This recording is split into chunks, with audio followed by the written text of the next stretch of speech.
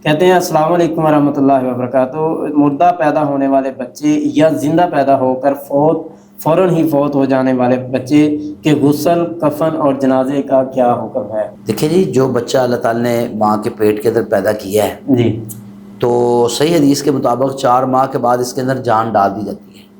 اب یہ زندہ ہوتا ہے ماں کے پیٹ کے اندر، اور ہماری میڈیکل سائنس بھی یہی کہتی ہے، دیکھیں نا، یہ ہر مہینے الٹرا ساؤنڈ کروانے جاتی ہیں عورتیں، وہ بتاتے ہیں جی اس کی یہ حرکت ہے، اور ماؤں کو محسوس بھی ہوتی ہے ٹانگ مار رہے ہو، اس کا مطلب کہ بچہ زندہ ہے، اس کے اندر روح ہے، وہ انسان ہے، ٹھیک ہے نا۔ تو جو بھی انسان فوت ہو جائے تو اس کا کفن دفن اور جنازہ ہوگا۔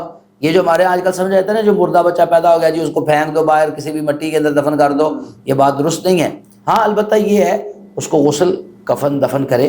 جنازے کے حوالے سے دونوں طرح کی رائے موجود ہیں اور ان کے پاس دلائل بھی موجود ہیں۔ اگر مردہ پیدا ہونے والے بچے کا آپ جنازہ پڑھ دیں تب بھی ٹھیک ہے، نہ پڑھیں بغیر جنازے بھی دفن کر دیں تب بھی ٹھیک ہے۔ لیکن جو بچہ پیدا ہوا ہے زندہ پیدا ہونے کے بعد فوت ہوا ہے، اس کا تو جنازہ ضرور پڑھنا چاہیے، یہ تو حق ہے بالکل، ہاں جی پڑھنا چاہیے۔ میرا تو یہی موقف ہے کہ جو فوت ہوا بچہ پیدا ہوا ہے نا، وہ بھی فوت ہوا ہے ماں کے پیٹ کے اندر، پہلے زندہ تھا، اس کا بھی جنازہ پڑھیں گے۔ لیکن بعض فقہا کی رائے ہے کہ اگر جنازہ نہ بھی پڑھے تو حرج نہیں ہے، لیکن جو بچہ زندہ پیدا ہوا ہے اس کا نماز جنازہ ادا کرنا چاہیے۔